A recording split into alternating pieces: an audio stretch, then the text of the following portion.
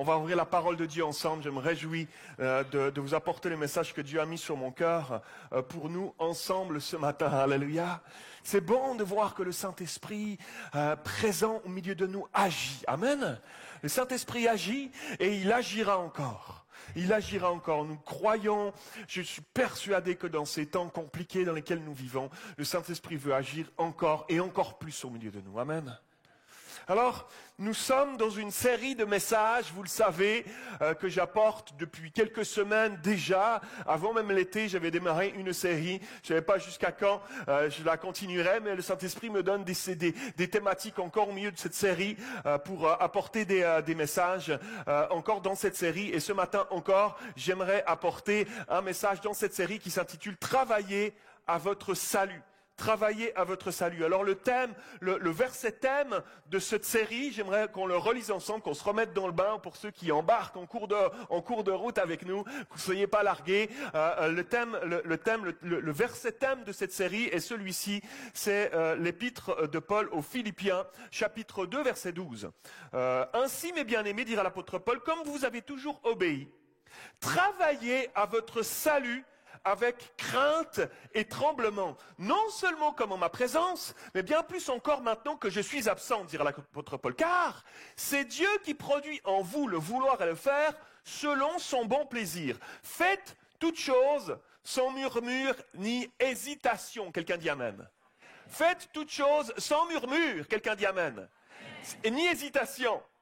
Afin que vous soyez irréprochables et purs, des enfants de Dieu irrépréhensibles au milieu d'une génération perverse et corrompue, parmi laquelle vous brillez comme des flambeaux dans ce monde. C'est l'histoire de notre vie, c'est l'histoire de notre année 2023, mes amis. On dirait que l'apôtre Paul a écrit ça hier soir. C'est assez incroyable. Afin que vous brillez comme là où vous brillez comme des flambeaux dans le monde, portant la parole de vie. Et je pourrais, dire à l'apôtre Paul, me glorifier au jour de Christ, de n'avoir pas couru en vain, ni travaillé en vain. L'apôtre Paul avait cette conscience que notre temps ici-bas, il file si vite. Un claquement de doigts, et j'étais jeune et je passe vieux. Un claquement de doigts, je me lève le matin, je regarde dans le miroir, j'ai des rides. Alors on met toutes sortes de petits trucs, on met des petites crèmes de nuit, mon frère, ma sœur. C'est surtout les sœurs, mais les frères, ça vient aussi. En ce moment, ça commence à venir de plus en plus fort. Les gars, ils se mettent des petits trucs, ils se pomponnent, ils font des masques, etc. Ils font de plus en plus. J'ai pas. Joshua, tu fais des masques, tu fais pas des masques. Pas encore. Il est encore tout jeune, il est encore tout lisse, tout ça. Mais je sais pas. Peut-être un jour, je me ferai des masques, Nicole. Je vais me préparer un petit masque cet après-midi à l'avocat ou un truc du style. Mais oui, le temps passe si vite, mes amis. Le temps passe si vite. Et l'apôtre Paul avait saisi que notre temps, notre court passage sur cette terre, il est compté. Il est compté. Et notre objectif, c'est qu'il compte, en fait. Parce que notre temps est compté. Je veux que ma vie ici-bas, elle compte. Elle compte pour le royaume de Dieu. Qu'elle puisse compter pour Dieu. Et les yeux des gens qui nous entourent sont braqués sur nous bien plus que ce qu'on pense. Bien plus que ce qu'on pense. Nos attitudes, bien plus que nos paroles, sont scrutées. Et surtout, lorsqu'on passe par des temps difficiles, des temps compliqués. Et dans ces temps-là, mes amis, qu'est-ce qui fait la différence dans ma vie ? Qu'est-ce qui fait que lorsque les gens alentour de moi, mes collègues de travail, mes voisins, les gens de ma famille qui ne connaissent pas encore Dieu, qu'est-ce qui fait que lorsqu'ils regardent à ma vie, ils voient une différence ? Si j'ai déjà posé cette question-là, qu'est-ce qui fait que dans ma vie, il y a quelque chose qui se dégage, au-delà des paroles qui sortent de ma bouche, il y a quelque chose qui se dégage de ma vie qui fait que lorsqu'on me regarde de l'extérieur, il y a une différence. Ce n'est pas des trucs qu'on peut produire par nous-mêmes. Mais nous avons besoin que nos vies brillent comme l'apôtre Paul. On est censé briller comme des flambeaux dans ce monde, mes amis. Qu'est-ce qui fait que ma vie brille en tant que chrétien ? C'est pas juste parce que j'ai choisi un jour d'accepter Jésus dans ma vie, il y a quelque temps, ou il y a peut-être bien longtemps en arrière, pour quelques-uns parmi nous. C'est pas parce que j'ai accepté un jour ça, le Seigneur dans ma vie, que automatiquement je me mets à briller, dingue, j'ai rien besoin de faire d'autre, ça brille tout seul. C'est pour ça que l'apôtre Paul parle de travailler à votre salut avec un grand sérieux, avec crainte et tremblement, dira-t-il même. Waouh!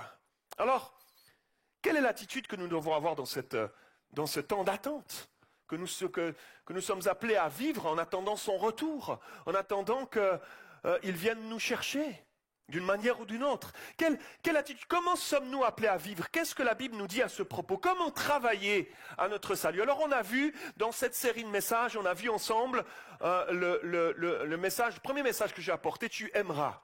Tu aimeras le Seigneur ton Dieu de ton cœur, un des deux premiers commandements, et ton prochain comme toi-même, deuxième commandement qui est semblable au premier. Waouh! On a vu ensemble, vous pouvez retrouver ces messages-là sur YouTube, on a vu ensemble, afin que vous soyez saints, on a parlé de la sainteté de Dieu et on a parlé de la sanctification dans laquelle nous sommes censés appeler à grandir.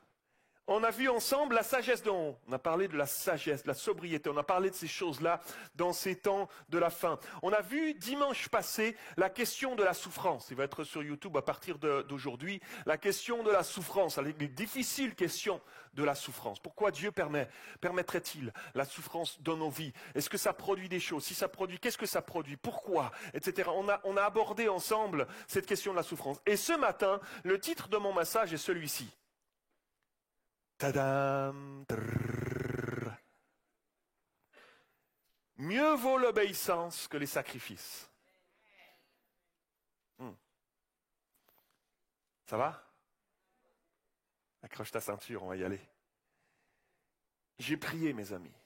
J'ai prié pour ce matin, comme à chaque fois, mais j'ai crié à Dieu tout particulièrement ce matin. Parce que c'est un thème qui est si viscéralement différent de ce que l'intérieur de moi-même a envie de produire. L'obéissance. Waouh! Parce que cette question de l'obéissance, c'est un peu comme lorsque nos grands-parents mettaient une cuillère d'huile de foie de morue dans la bouche de leurs enfants. Tu vois ce que je veux dire? L'obéissance. L'obéissance ce matin, Pasteur Mathieu. Ouf! T'es sûr que ça va être intéressant? Il y a un réflexe viscéral chez l'être humain sur la question de l'obéissance. Il y a quelque chose au fond de nous qui n'en veut pas. Vous êtes d'accord avec moi?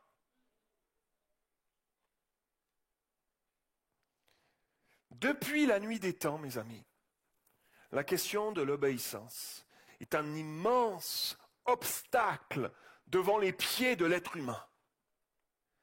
Depuis l'aube de l'humanité, dans le jardin d'Éden, Dieu avait dit, tu peux tout, regarde la luxuriance, tu peux tout, sauf une chose, un arbre.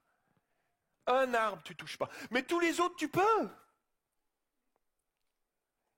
Les autres étaient largement, immensément suffisants pour qu'ils soient heureux, épanouis avec le reste. Mais juste parce qu'il y avait un arbre.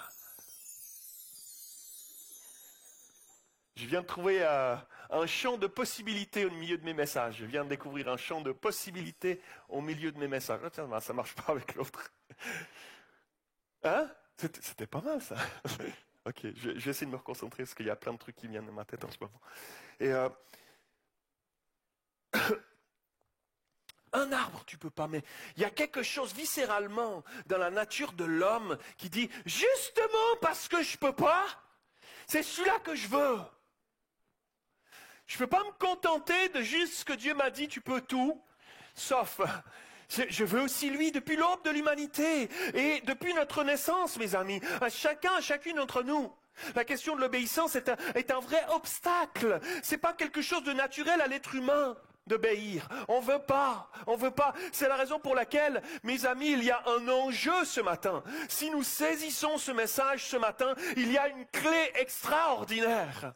Il y a une clé extraordinaire, mes amis. Je priais ce matin de tout mon cœur. J'avais des larmes ce matin. Dans les larmes, j'ai dit, Seigneur, révèle-nous la beauté de l'obéissance, Seigneur. Seigneur, aide-moi à apporter ce message. Je vais faire tout ce que je peux, Seigneur. Mais aide-moi, Seigneur. Pallie à mes manquements et Saint-Esprit, viens révéler à nos cœurs ce que moi je ne peux pas faire, Seigneur. La beauté de l'obéissance. La clé extraordinaire qu'il y a dans une vie d'un enfant de Dieu qui choisit de marcher dans l'obéissance. même s'il ne saisit pas tout, même s'il ne comprend pas tout, même si les vents contraires sont difficiles, je marcherai encore dans l'obéissance. Seigneur, fais-nous comprendre ces choses-là, Seigneur, avec ta compréhension à toi, cette révélation qui vient du Saint-Esprit, une conviction qui vient d'en haut. Je ne veux pas séduire votre intellect ce matin. Je ne veux pas séduire votre intellect ce matin. Ça ne m'intéresse pas. Je prie que le Saint-Esprit vienne nous le révéler.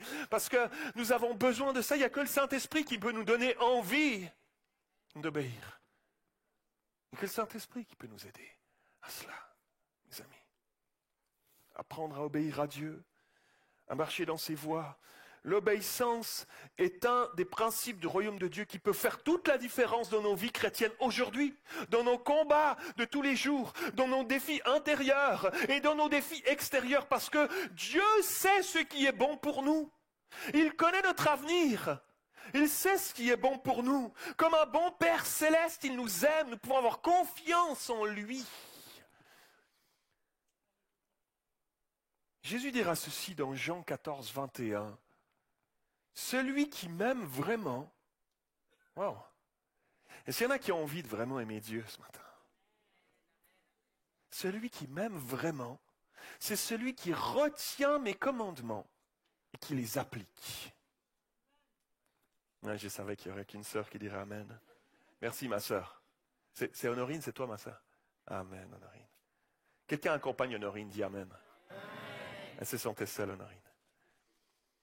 Et sur le mont des Béatitudes, lorsque Jésus fera son sermon sur la montagne, il va dire ceci, juste après, rappelez-vous, heureux les pauvres en esprit, car le royaume des cieux est à eux. Réjouissez-vous, soyez dans l'allégresse, parce que votre récompense sera grande dans les cieux. Vous êtes le sel de la terre. Rappelez-vous toutes ces choses qu'il a dit dans son sermon sur la montagne. Vous êtes la lumière du monde. Que votre lumière luise ainsi devant les hommes, afin qu'ils voient vos bonnes œuvres et qu'ils glorifient votre Père qui est dans les cieux. Voir les bonnes œuvres, obéir, c'est des bonnes œuvres qui se voient, mes amis, quand on choisit d'obéir à Dieu. Et le monde nous regarde, comme je l'ai dit en introduction. Le monde nous regarde, mes amis. Nous sommes comme des flambeaux dans ce monde. L'obéissance fait partie de ces principes du royaume de Dieu, mes amis, qui impactent le monde qui nous regarde aussi. Et Jésus dira ceci juste après, dans la suite de son sermon sur la montagne, dans Matthieu 5, verset 19, il dira ceci, « Celui donc qui supprimera l'un de ses plus petits commandements et qui enseignera aux hommes de faire de même, sera appelé le plus petit dans le royaume des cieux. » Quels sont ceux qui ont envie d'être appelés le plus petit dans le royaume des cieux? Il n'y a pas de main qui se lève, alors ils me suivent. Hein? Sera appelé le plus petit, mais celui qui les observera. Donc, qui choisira littéralement, qui choisira de les pratiquer, d'y obéir, d'y marcher, celui qui les observera et qui enseignera à les observer. Celui-là sera appelé grand dans le royaume des cieux. Ah ouais. Quels sont ceux qui ont envie d'être appelés grands dans le royaume des cieux? Alléluia! Waouh! Il est question ici de croissance, mes amis. Il est question de croissance dans notre vie chrétienne, de croissance spirituelle. Nous sommes censés grandir. Il est question ici de croissance en rapport avec notre obéissance à ses commandements. Lorsque j'étais petit, ce qui m'a fait passer de mon physique d'enfant à celui d'adulte, c'est qu'il y a eu une croissance qui a pris place dans mon être. Nous avons besoin de passer du statut d'enfant à celui d'adulte, mes amis, au niveau spirituel. Nous avons besoin de laisser Dieu faire son œuvre dans nos vies à travers aussi un choix d'obéissance. Ça, c'est pas Dieu qui va le faire à notre place. À travers un choix d'obéissance pour passer d'un statut d'enfant spirituel, par définition immature spirituellement, à devenir des adultes spirituels, matures spirituellement. Dieu aimerait faire opérer dans nos vies une croissance spirituelle, une croissance qui va nous faire passer de petit à grand dans le royaume des cieux. Waouh! Beau programme, mes amis. C'est pour cela que l'apôtre Paul dira ceci dans son épître aux Éphésiens, chapitre 4, versets 11 et suivants. Il dira ceci, « C'est lui qui a donné les uns comme apôtres, comme prophètes, comme évangélistes, comme bergers et enseignants. Il l'a fait pour former les saints aux tâches du service, en vue de l'édification du corps de Christ, jusqu'à ce que nous parvenions tous, pas juste un ou deux parmi nous, mes amis tous, jusqu'à ce que nous parvenions ensemble, tous, à l'unité de la foi et de la connaissance du Fils de Dieu, à la maturité de l'adulte. À la maturité de l'adulte, à la mesure de la stature parfaite de Christ. Dans le royaume des cieux, ce qui définit si nous sommes matures ou immatures, c'est notre croissance à ce que Christ prenne de plus en plus de place dans nos vies. Ainsi, nous ne serons, dira l'apôtre Paul, nous ne serons plus des petits enfants, ballottés et emportés par tout vent de doctrine, mes amis. Dieu sait si nous en avons besoin par les temps qui courent aujourd'hui. Des vents de doctrine ici et là. On entend toutes sortes de choses, on fait nos suivis pastoraux, pasteur José, pasteur Médéric qui est là avec nous, on fait nos suivis pastoraux et on entend toutes sortes des fois on sort d'un entretien, on se dit mais comment des hérésies pareilles ont pu s'implanter et prendre racine dans la tête de ce frère, de cette sœur. Il y a des choses à corriger, afin qu'ainsi nous ne serons plus des petits enfants ballottés, emportés par tout vent de doctrine, par la ruse des hommes et leur habileté dans les manœuvres d'égarement. Mais en disant la vérité dans l'amour, nous grandirons. Je vous dis la vérité dans l'amour ce matin. Je dis la vérité, j'aurais préféré prêcher un message de bénédiction, d'onction, de faveur de Dieu, d'abondance, etc. Et on prêche aussi ces choses-là. Et on prêchera aussi encore ces choses-là. Mais on dit la vérité, mes amis, on dit la vérité dans l'amour. Mais en disant la vérité dans l'amour, nous grandirons à tout point de vue vers celui qui est la tête, Christ. C'est de lui que le corps tout entier, on parle du corps, on parle de la croissance du corps. L'apôtre Paul a fait des références extraordinaires à cette image-là. C'est de lui que le corps tout entier, Christ, bien coordonné, solidement uni, grâce aux articulations dont il est muni, tire sa croissance en fonction de l'activité qui convient à chacune de ses parties qui s'édifie lui-même dans l'amour. Alléluia. On pourrait dire tellement de choses, mais c'est extraordinaire. Les références que l'apôtre Paul utilise, prend pour nous montrer que nous avons besoin de grandir dans nos vies personnelles, mais aussi par les choix de nos vies personnelles, alors en tant que corps de Christ ensemble. C'est extraordinaire. C'est extraordinaire la parole de Dieu ou pas? Amen. Amen, Honorine. Dis-le fort, Honorine, pour influencer les autres. Amen. Alléluia. Si tu cherches à obéir à ce que Dieu te demande dans sa parole, à t'appliquer, à le suivre, lui, et à encourager tes frères et sœurs à faire de même, par tes enseignements, par tes partages, par ta vie d'abord. Alors, il y a une croissance, il y a un principe spirituel, il y a une croissance que Dieu va opérer dans ta vie spirituelle. Il y a une croissance, mes amis, une croissance dans toutes sortes de domaines dans ta vie. Ça veut dire quoi, mes amis? Ça veut dire plus de foi, ça veut dire plus d'amour, ça veut dire plus de patience, ça veut dire plus de persévérance, ça veut dire plus d'humilité, ça veut dire plus de bonté, ça veut dire plus de maîtrise de soi, ça veut dire plus de générosité, ça veut dire plus d'hospitalité. Tu veux que je continue? Alléluia! Toutes ces choses-là qu'on lit dans la parole de Dieu, auxquelles on dit, j'y aspire, mais que quelque part, on vit qu'un tout petit peu, pas vraiment, un peu, de temps en temps, par moment, etc. Dieu aimerait nous les faire vivre pleinement, mes amis. Et ça prend un choix de notre vie de dire, je veux marcher dans l'obéissance. Je choisis de marcher à sa suite pleinement, complètement. Alléluia. Lorsque nous nous présenterons devant Dieu, nous n'aurons pas avec nous toutes les choses matérielles que nous aurons accumulées ici-bas. On ne les emportera pas avec nous. On ne les emportera pas avec nous. Toutes ces années à accumuler, il n'y a rien emporté avec nous. Ça porte à réfléchir.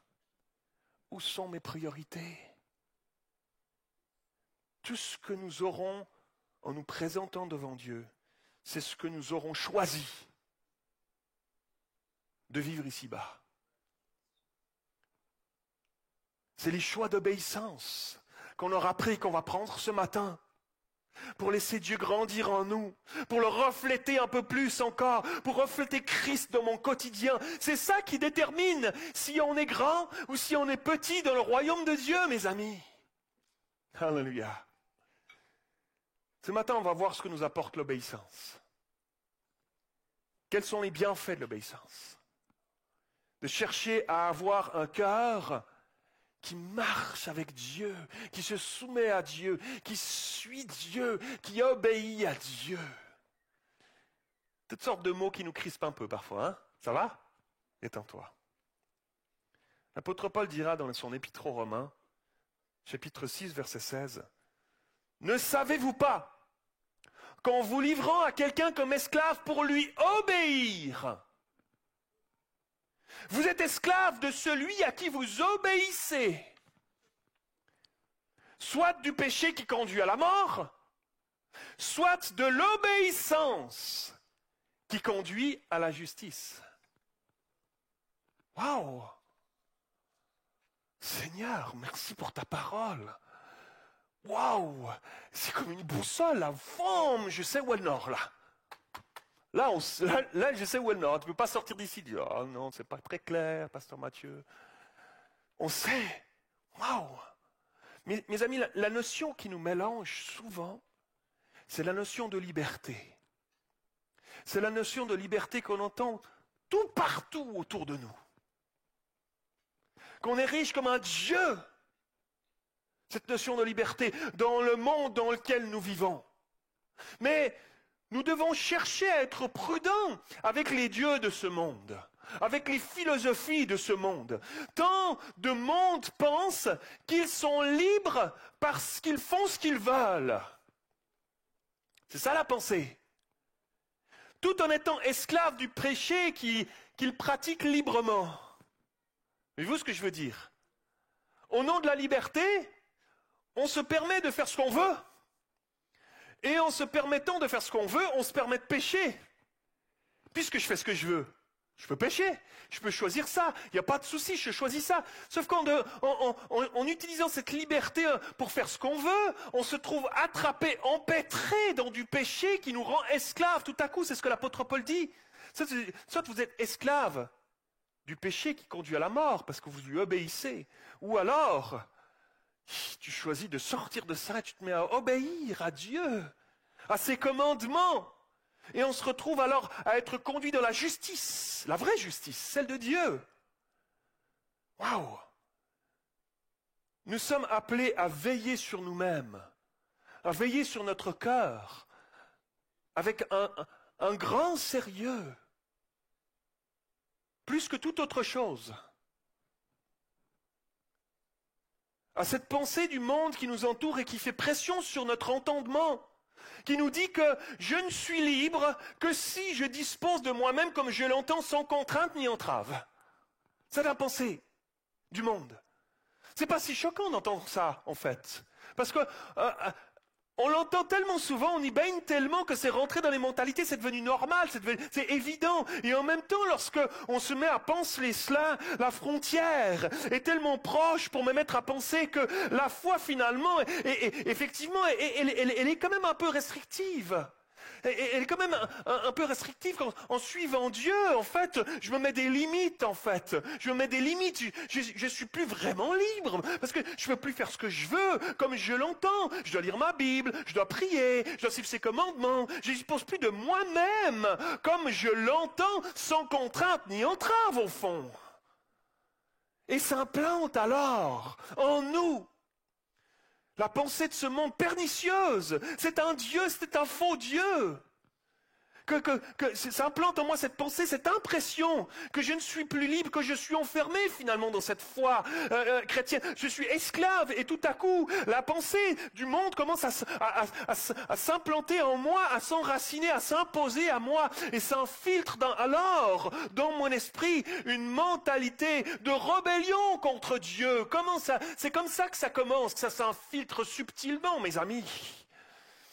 Le premier obstacle à l'obéissance, c'est la rébellion. Le premier obstacle à l'obéissance, c'est la rébellion. Pas forcément une rébellion ouverte contre Dieu. C'est plus subtil que ça. Mais lorsque je prends juste ce qui me convient dans les principes bibliques, que je pratique juste ce qui me convient, mais pas tout, pas ce qui ne m'arrange pas, ce qui ne me convient pas tout à fait comme je voudrais, non, ça je ne prends pas. J'essaye en fait d'avoir le meilleur des deux mondes. J'aimerais proclamer quelques vérités bibliques et spirituelles ce matin. La marche avec Dieu nous ouvre des perspectives. Elle ne nous enferme pas. Ça, c'est un mensonge. Elle ne nous enferme pas. La religion nous enferme. Pratiquer une religion est enfermant. Oui, il faut faire des choses, il faut essayer de gagner son salut par nos propres forces. Et nous contraint vu de cet angle-là. Mais nous ne prêchons pas une religion, nous prêchons une relation avec notre Dieu, mes amis. Donc, la marche avec Dieu, la vraie marche avec Dieu, elle n'enferme pas. Elle nous ouvre des perspectives, mes amis. Elle nous ouvre des perspectives extraordinaires, mes amis. J'aimerais proclamer ce matin, la soumission à Dieu nous ouvre des mondes nouveaux de plénitude spirituelle, de paix intérieure, de joie inconnue dans ce bas monde, mes amis. C'est ça la marche avec Dieu. La marche, je me soumets à Dieu, je le suis, je ne comprends pas tout ce qui arrive, mais je le suis, nous ouvre des chemins insoupçonnés, extraordinaires, mes amis. La Bible nous dit que nous avons tout pleinement en Jésus. Ce n'est pas juste une phrase, c'est la vérité. Nous avons tout pleinement en lui. Quand tu choisis de lui obéir, de marcher à sa suite, tu trouves tout pleinement. Tu trouves tout pleinement, mes amis. Tout. Et toutes ces choses, on ne peut pas les trouver dans quoi que ce soit dans ce monde, dans quoi que ce soit comme effort humain, on ne peut pas les trouver parce que lorsque je suis libre à la manière de ce monde, je suis mon propre guide. C'est moi le guide, je suis mon propre guide, parce que je suis lorsque je suis libre à la manière du monde, c'est moi qui décide, c'est moi qui prends la première place, c'est moi qui pense pour moi-même, mes amis. Mais personne ne peut gagner le ciel avec des qualités ou des performances humaines ou des bonnes pensées humaines. Non, absolument pas, aussi bon guide soit-il. Personne. Obéir, c'est abandonner, choisir d'abandonner. À quelque chose, la prétention à quelque chose par moi-même. Je sais que c'est Dieu dont j'ai besoin et qu'il a des bons plans pour ma vie et qu'il est le seul guide dont j'ai besoin. Et je choisis alors de lui faire confiance. C'est une question de confiance. Je choisis de marcher à sa suite dans tous les domaines de ma vie parce que je sais que c'est un bon Dieu qui voit les choses que moi je ne vois pas encore. Alléluia. Dieu ne cherche pas des gens qui font des sacrifices d'efforts humains pour arriver à lui plaire. Ça ne marche pas. Ça ne marche pas. Ça ne l'impressionne pas. Nous ne pourrons jamais l'impressionner. Ça ne l'impressionne pas. Ce qui réjouit le cœur de Dieu, c'est lorsqu'un fils, une fille choisit de faire face à sa propre chair, ses propres limites, ses réticences. Seigneur, je sais qu'au fond de moi, je n'ai pas envie. Seigneur, si je m'écoute moi-même, je ne vais pas y aller à l'église. Je ne vais pas lire ma Bible. Je ne vais pas passer du temps avec toi. Je le sais, mais je fais face à ça, à ce qui résiste à moi, à l'intérieur de moi. Je fais face à mes peurs. Je fais face à toutes ces choses-là pour choisir de t'obéir malgré tout. Le reste, ça t'appartient. Tu vas m'aider, tu vas me porter. Parce que moi, je ne suis pas garanti que je vais y arriver. Mais j'ai besoin mais je fais ce pas. Je choisis de marcher à ta suite. Quelqu'un dit Amen. Samuel dira ceci, le prophète Samuel dira ceci. Extraordinaire, c'est le titre de mon message. 1 Samuel 15, 22. Il dira ceci. Il s'adressera à Saül. Vous relirez le contexte, on n'a pas le temps de le voir, mais de ça à Saül qui n'a pas eu la patience d'attendre pour aller au combat, de consulter l'Éternel. Il attendait que Samuel vienne pour faire un holocauste, une offrande, pour consulter Dieu. Puis Samuel a tardé pour venir, il n'a pas voulu l'attendre. Et il a consulté Dieu lui tout seul, il a insulté Dieu. Et puis Samuel arrive et il dit l'Éternel trouve-t-il du plaisir dans les holocaustes et les sacrifices comme dans l'obéissance à la voix de l'Éternel? Voici, l'obéissance vaut mieux que les sacrifices et l'observation de sa parole, vaut mieux que la graisse des béliers. Dans l'Ancien Testament, c'était une bombe atomique de dire un truc comme ça. Et tous les rituels de l'ancienne alliance, les sacrifices, de tout ça, pour honorer Dieu, etc. C'est une bombe qu'il a lancée. Waouh! Samuel est en train de dire que toutes les bonnes choses que je pourrais produire sur cette terre, les efforts que je pourrais faire, ne sont rien aux yeux de Dieu face à l'obéissance. Ouh! Ça pèse sur le cœur de Dieu, dans la considération de Dieu, tout particulièrement l'obéissance. L'obéissance. Samuel est en train de dire que l'obéissance réjouit plus le cœur de Dieu que tous les sacrifices, tous les efforts que je pourrais faire. Alors, waouh! Alors, la question que je me suis posée pour ma propre vie à ce stade-là, et je t'encourage à le faire pour toi, quel intérêt est-ce que je mets dans ma propre vie? Quels investissements est-ce que je fais pour obéir à Dieu? Quel choix est-ce que je prends dans mon quotidien? Parce que ça passe par tout plein de petits choix au quotidien.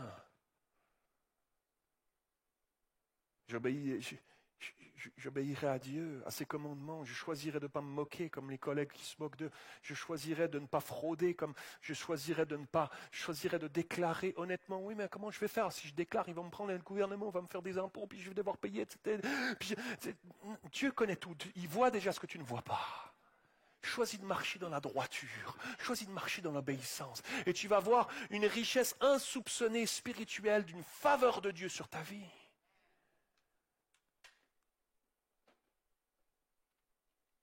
Qu'est-ce que je fais dans ma propre vie? Quel choix est-ce que je prends pour marcher dans ces voies, dans mon quotidien, pratiquer ces commandements? Quelle priorité est-ce que j'y mets? Est-ce que j'y travaille en ce moment? Est-ce que j'ai une conviction dans mon cœur, une crainte qui dit, Seigneur, je veux briller comme un flambeau dans ce monde. Aide-moi aujourd'hui, Seigneur. Aide-moi dans les tempêtes dans lesquelles je fais face, Seigneur. Aide-moi dans les combats qui sont là au milieu de ma situation, de ma vie. Aide-moi, Seigneur, dans les défis, en mon travail, etc. Et aide-moi à me garder fidèle devant toi. Aide-moi, Seigneur. Je veux marcher sur ce chemin-là. Je choisis de te suivre. Je choisis de t'obéir. Je choisis de marcher dans tes commandements. Aujourd'hui, cette semaine, Seigneur. C'est des petits choix du quotidien, mes amis.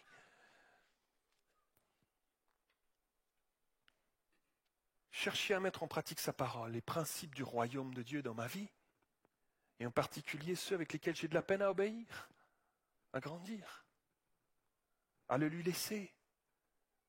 Où est-ce que j'en suis? Où est-ce que tu en es? Parce qu'il y a un enjeu spirituel, mes amis. Il n'y a pas de temps à perdre. Nous sommes dans les temps de la fin, mes amis. Jésus revient bientôt. Jésus revient bientôt. Qu'est-ce que tu fais de ta vie en attendant le retour de Jésus? Qu'est-ce que tu fais de tes choix en attendant? Qu'est-ce que tu fais de la question de la pureté dans ta vie en attendant le retour de Jésus? Qu'est-ce que tu fais de ces choses-là qui font que tu vas briller ou pas? Que tu vas être grand ou tout petit? Qu'est-ce que tu fais de ces choix-là? Qu'est-ce que je fais? Et parce qu'il y a un enjeu spirituel, mes amis. Parce qu'il y a un ciel qui s'ouvre sur ceux qui choisissent de marcher dans l'obéissance. Qui ont choisi de renoncer à eux-mêmes pour suivre Jésus ici-bas. Il y a une récompense qui nous attend là-haut. Si tu choisis ce chemin-là. Peut-être que tu es ici ce matin et c'est dans le domaine de la sanctification. Tu sais que certaines choses dans ta vie n'honorent pas Dieu. Tu les pratiques quand même. Dieu te dit, laisse-les-moi. Arrête. Choisis. Peut-être que c'est dans le domaine des finances ou de la régularisation de tes finances, de ta situation. Choisis d'être droit, d'être pur, d'être juste. Choisis de marcher dans les voies du Seigneur. Il y a des richesses insoupçonnées qui t'attendent derrière. Un choix de oui, peut-être se jeter dans le vide au début, de dire, oh Seigneur, ça fait peur. Mais si je crois que tu pourvoiras, peut-être que c'est dans la question de la gestion de ta langue. Qu'est-ce qui sort de ta bouche? Dieu demande dans sa parole d'arrêter les critiques, les jugements, les médisances qui sont source de mort dans nos bouches. Peut-être que c'est là. Je vais choisir d'obéir à tes commandements. Je vais choisir de te demander pardon et d'arrêter, d'apprendre à gérer ma bouche, ma langue. Peut-être que c'est dans des paroles agressives, peut-être qui rabaissent ton entourage, des paroles toujours négatives, pessimistes. Choisis d'arrêter ces choses-là. Peut-être que c'est dans le domaine du pardon. Dieu t'interpelle depuis un certain temps déjà. Il y a comme un blocage qui est là. Dieu aimerait te bénir d'une bénédiction que tu ne soupçonnes pas en gardant le non-pardon. d'une bénédiction que tu ne soupçonnes pas, d'une liberté en lui que tu ne soupçonnes pas si tu choisis de obéir, de relâcher ce pardon.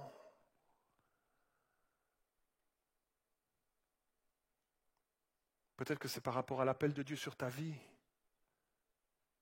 Dieu t'appelle et tu n'y réponds pas. Tu essaies de vivre comme un bon chrétien, mais tu fais la sourde oreille, tu essaies d'enfouir cet appel qui est sur ta vie. Choisis l'obéissance. Dieu voit ce que tu ne vois pas. Dieu a déjà les réponses des questions que tu te poses en ce moment, pour lesquelles tu n'as pas encore. Dieu a déjà les réponses. Choisissons d'obéir ce matin en tout dans nos vies.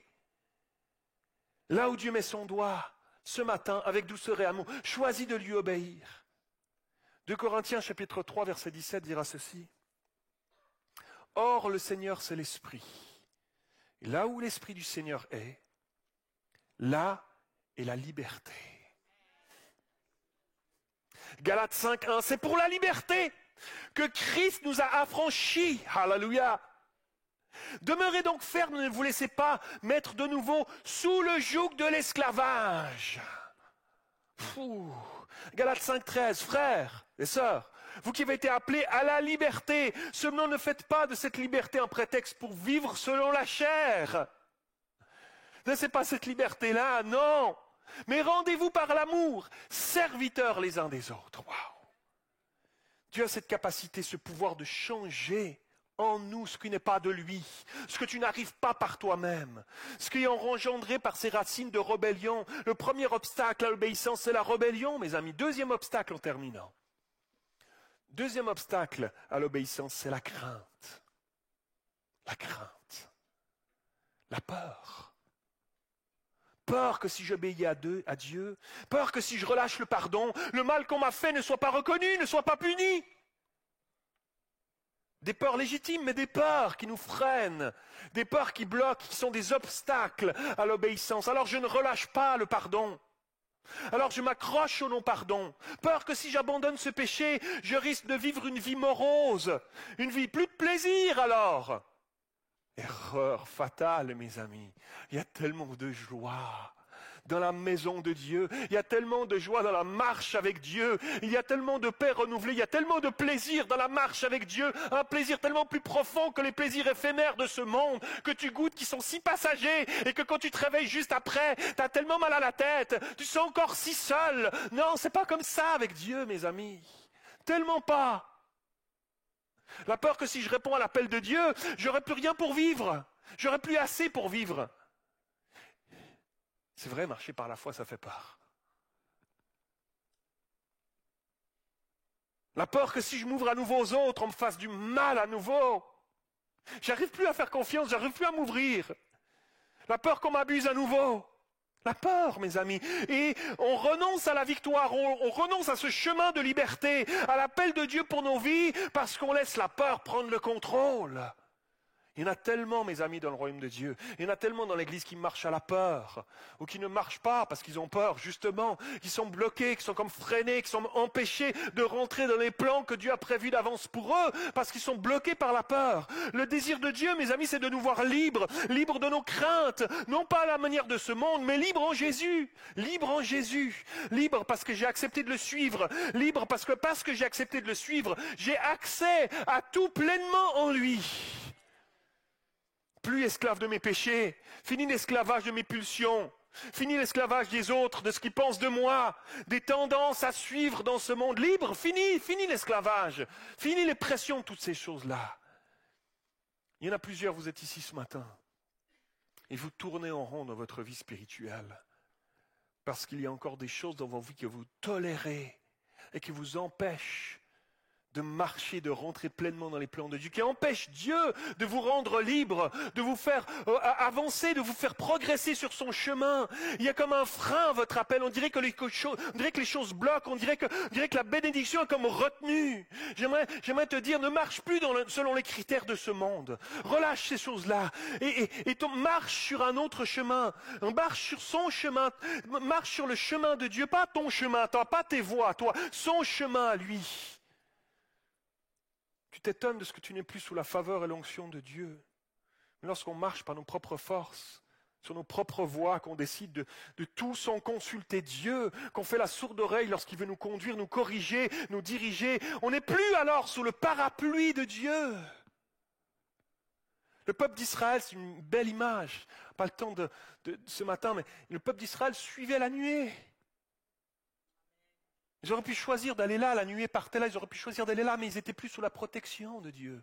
La nuée était comme une nuée le jour pour les protéger du soleil qui frappait dans ce désert. Elle était comme une flamme de feu la nuit pour les réchauffer, pour les éclairer au milieu de la nuit, au milieu de ce désert, au milieu de nos déserts, du désert de ce monde. Dieu aimerait nous garder sous sa protection. Il aimerait nous garder. Tant qu'on reste proche de lui, nous sommes au bénéfice de qui il est, de tout ce qu'on a pleinement en lui, de cette protection qui est là. Mais si on choisit d'aller par nos propres voies, on sort de ces choses-là. On s'éloigne de la nuée. C'est comme si le peuple d'Israël disait, t'es là, c'est très bien, moi je vais aller voir ailleurs. Et tu n'es plus, on choisit délibérément de s'éloigner. On dit, Seigneur, pourquoi t'es loin? C'est pas lui qui est loin, c'est toi qui t'es éloigné. C'est nous qui nous éloignons. Il y a une autre vie pour chacun d'entre nous. Une vie où la faveur de Dieu, où l'épanouissement intérieur, où le pardon, où l'onction, où la foi, où l'amour coule à nouveau. Mes amis, l'Église a besoin de briller de cela. C'est pour ça que nous sommes appelés à travailler à notre salut, mes amis, avec un grand sérieux. C'est pour ça qu'il y a un enjeu et que je vous prêche avec toutes mes tripes, mes amis. Mieux vaut l'obéissance que les sacrifices. Mieux vaut obéir à Dieu que suivre mes propres voies ou faire le désir des hommes autour de moi. Galates 1,10, l'apôtre Paul dira ceci maintenant, est-ce la faveur des hommes que je désire ou celle de Dieu? Est-ce que je cherche à plaire aux hommes? Si je plaisais encore aux hommes, je ne servirais pas. Je ne serais pas serviteur de Christ. Wow. Je termine avec ceci, il y a quelques années en arrière. Un jour, je rentre on vivait en Suisse, un jour, je rentre dans notre garage où la voiture était parquée. C'est un garage d'un immeuble, un garage collectif où tout le monde avait une place de parc, les gens qui habitaient dans l'immeuble.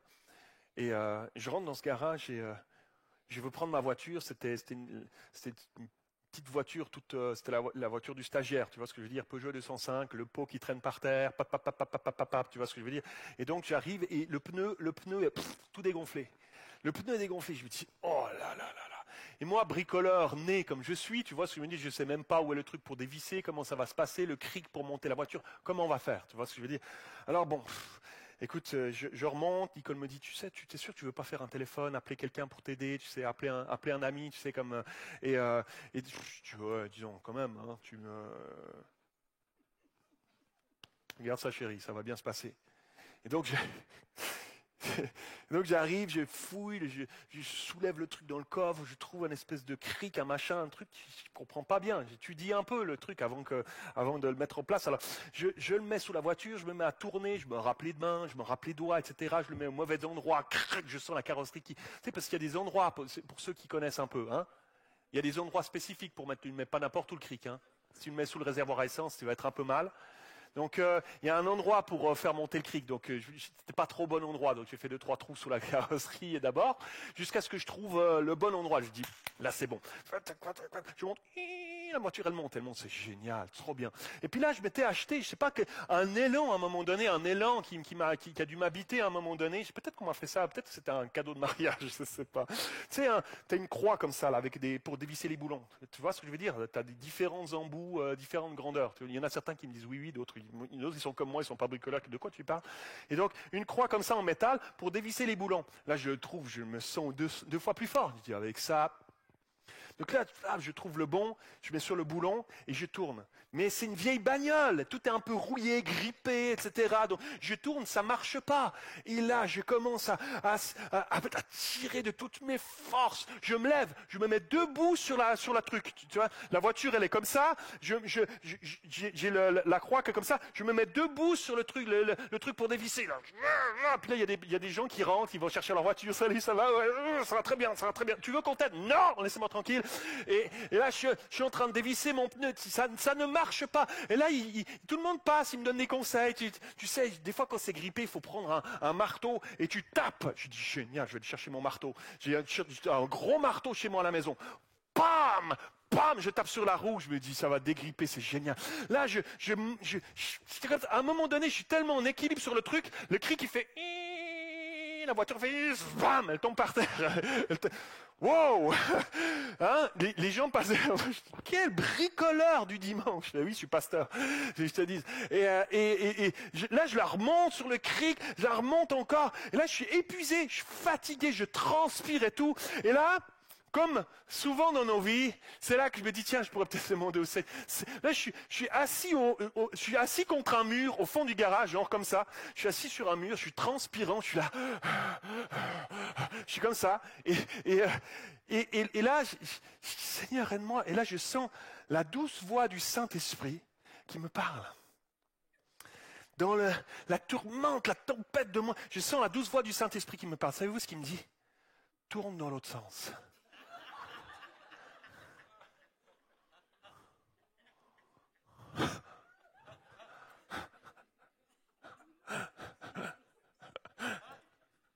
Et là, tout le monde s'est réveillé en se disant, lui, pasteur Mathieu, jamais je lui demande de venir bricoler ma voiture. Jamais, jamais. J'ai une panne, j'ai un truc, jamais j'appelle pasteur Mathieu. Donc là, je me lève, je dis, non, Saint-Esprit, quand même, pas aussi simple que ça, quand même. Et là, je vais dans l'autre sens.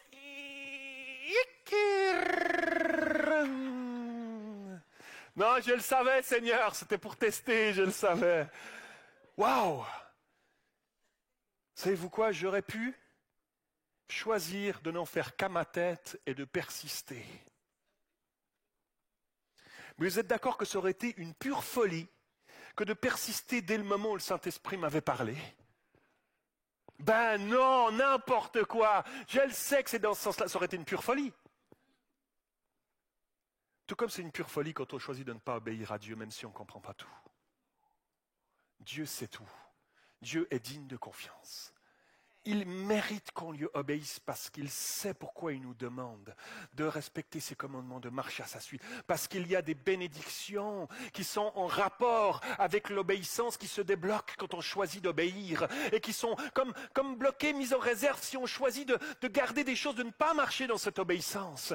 Il y a des choses qui restent coincées, mes amis. C'est une folie, c'est exactement, ce serait la même folie que si j'avais dit non, je ne tournerai pas dans l'autre sens. Ben, c'est parce que ta voiture restera là. Et puis tu ne pourras pas avancer. C'est ça nos vies. C'est ça nos vies quand on choisit de marcher dans la désobéissance. Ça ne marche pas. C'est une roue de voiture crevée. Tu ne peux pas avancer. Tu te berces d'illusions en te mettant la fenêtre ouverte à bord de ta voiture, en te berçant d'illusions comme si tu étais en train de rouler sur la côte d'Azur, les cheveux au vent, alors que tu es en fait enfermé dans ton garage parce que ton pneu ne marche pas, parce que tu ne marches pas à la suite du Seigneur et de ses commandements. C'est exactement la même chose. Il y a quelque chose qui s'ouvre. Il y a quelque chose qui se débloque lorsque on choisit une bénédiction qui est mise à part pour ceux et celles qui choisissent de marcher dans l'obéissance. Je te mets au défi de l'expérimenter. Tu vas voir. Alors je ne sais pas comment elle s'exprime cette bénédiction. Dans quel domaine, je ne sais pas. Mais il y a quelque chose qui s'ouvre. Il y a quelque chose qui s'ouvre. Ça n'a pas de prix. C'est trop précieux pour qu'on s'en prive encore, mes amis. Alors que les musiciens s'approchent, Dieu dira ceci à Abraham. Tous les peuples de la terre seront bénis à travers ta descendance parce que tu m'as obéi. Waouh! On est encore au bénéfice de cette bénédiction d'Abraham. Nous, encore aujourd'hui, la Bible nous dit que Abraham a vu le jour du salut, il l'a vu. On ne sait pas comment il l'a vu, prophétiquement il l'a vu et il s'est réjoui de ce jour-là. Waouh! Et parce que cet homme-là a obéi, nous aujourd'hui, on est au bénéfice de ça encore. On a été greffés. On est là, c'est une bénédiction parce qu'il a choisi d'obéir. On ne peut pas imaginer, on ne peut pas soupçonner les répercussions, les bénédictions que peuvent avoir nos choix d'obéissance aujourd'hui, même s'ils paraissent nous coûter. On ne peut pas imaginer les répercussions, les bénédictions, même après qu'on ne soit plus là sur cette terre. Abraham, plus là. Pourtant, tous les peuples de la terre seront bénis. Wow.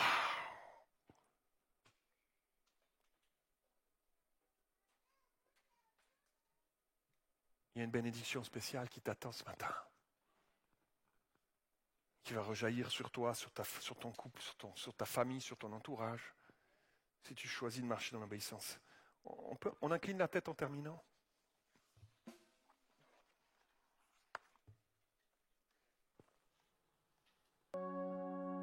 S'il y en a ce matin qui disent, Pasteur Mathieu, c'est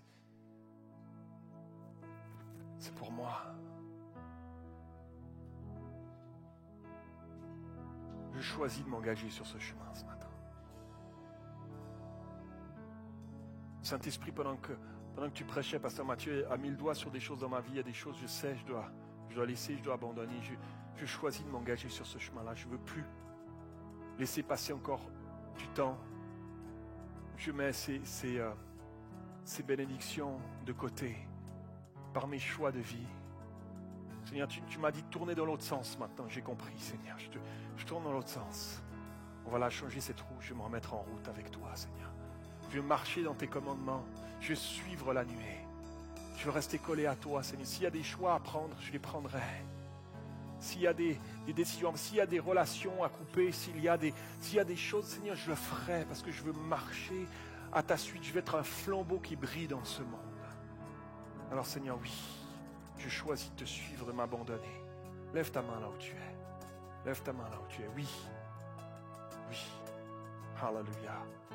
Oui. Alléluia. Oui. Alléluia. Oh, Alléluia. On va chanter ce chant, on va se lever tous ensemble. En terminant, on va chanter ce chant qui dit « Je m'abandonne, je m'abandonne, je m'abandonne. »